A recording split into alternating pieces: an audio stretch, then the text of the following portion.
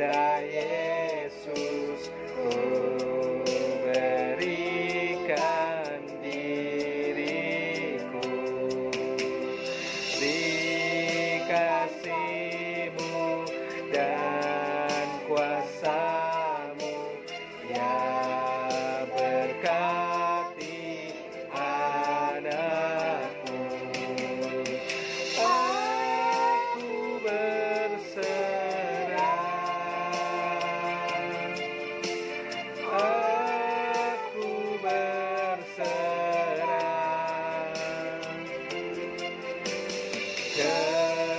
kepadamu, Juru Selamat. Aku berserah.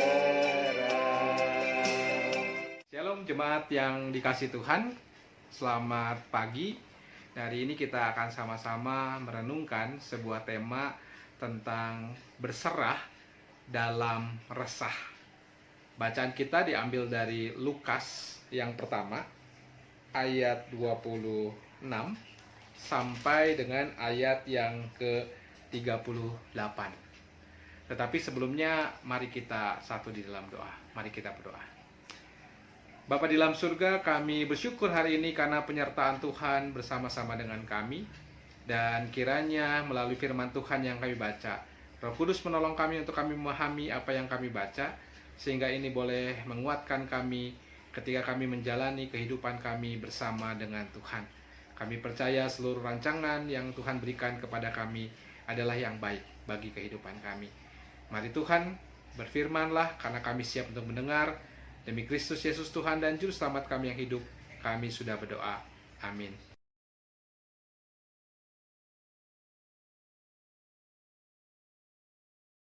Apabila ada seorang yang khawatir dan resah, mungkin karena pergumulan hidupnya, dan mempertanyakan tentang kehadiran Tuhan dalam hidupnya, dapatkah orang-orang seperti ini disebut sebagai orang beriman? Saudara Mike Yaconelli dalam bukunya Messy Spirituality, dia mengatakan bahwa iman itu seperti orang naik roller coaster, Bapak sekalian. Dia naik, dia turun. Tidak selalu grafik iman itu seperti garis lurus ke atas. Ada saatnya kita di atas, ada saatnya kita di bawah. Saudara. Nah, maka itu saudara, di dalam Lukas 1 ayat 26 sampai 38 yang kita baca, kita melihat sebuah kisah yang sungguh paradoks yang dialami oleh seorang yang bernama Maria. Sebagai perempuan yang hidup taat pada adat dan budaya yang mengagungkan pernikahan dan kesucian hidup, Maria bergumul tentang panggilan Tuhan. Maria bergumul tentang intervensi Tuhan di dalam kehidupannya. Bagaimana mungkin Tuhan yang mempercayainya suatu tugas mulia adalah Tuhan yang sepertinya akan membuatnya kehilangan kepercayaan dan menjebak ia dalam sebuah situasi yang sulit. Saudara, kata-kata yang dimunculkan oleh Gabriel, yaitu hai engkau yang dikaruniai, dan kasih karunia itu menjadi kata yang asing di dalam diri Maria. Sebab bagi orang Yahudi, kata tersebut sama artinya dengan makna berkat. Kalau Tuhan memanggil atau memberi karunia-Nya, maka orang yang menerimanya adalah orang yang diberkati.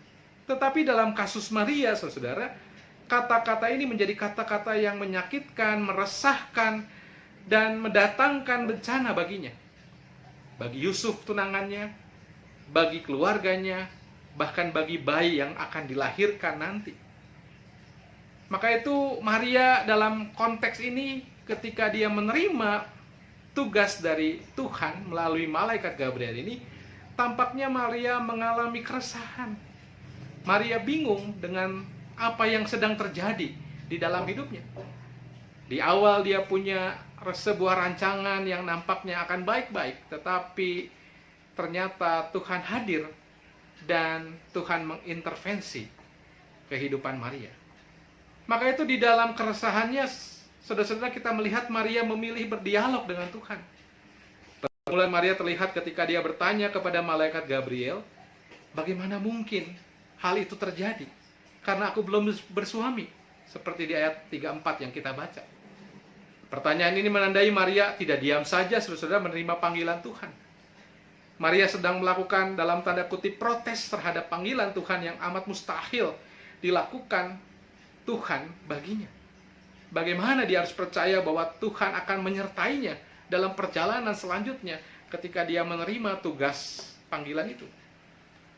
Maka itu saudara-saudara, tidak ada pilihan lain dari Maria selain dia memilih untuk berserah di dalam keresahannya. Maria akhirnya menerima panggilan itu. Dia memakai kata doulo kurios alias budaknya Tuhan. Dengan kata lain, Maria menegaskan bahwa sebagai budak Tuhan, sebagai hamba Tuhan, maka dia tidak punya pilihan lain selain berserah dan menyerah. Dia percaya penyerahan diri dan menyerah pada kehendak Tuhan merupakan bagian dari imannya yang paradoks. Dia menyerah, dia berserah, sambil dia belum tahu ke depan akan seperti apa. Maka jawaban malaikat Tuhan juga mengungkapkan sebuah peran Allah Trinitas yang memang selalu hadir dalam kehidupan kita sebagai manusia.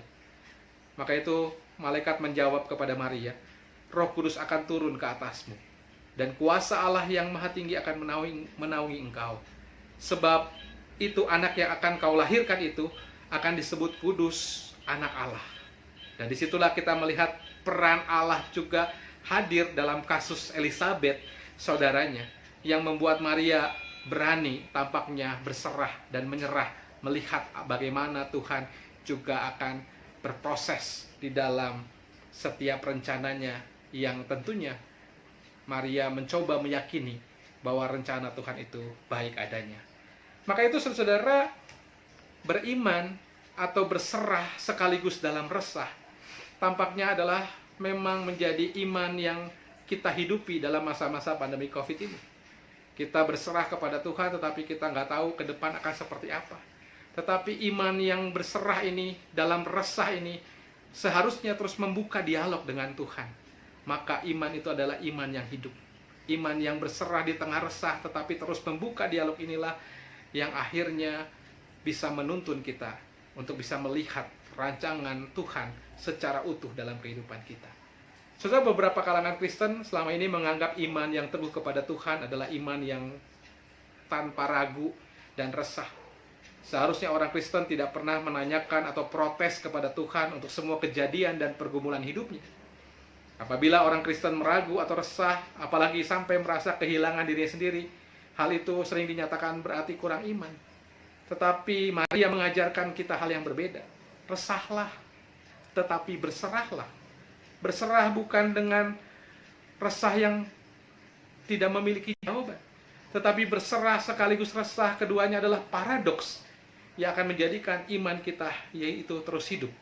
Dan disitulah terjadi seharusnya dialog terus dengan Tuhan dalam doa-doa yang tidak terputus, untuk kita bisa melihat bagaimana Tuhan dengan kehidupan yang kita jalani ini pada akhirnya mengalami sebuah perjumpaan.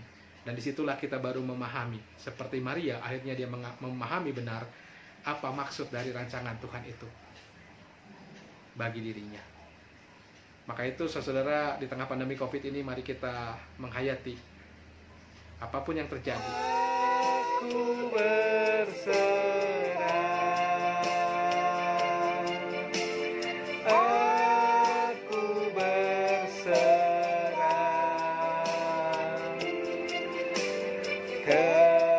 kepadamu, Tuhan.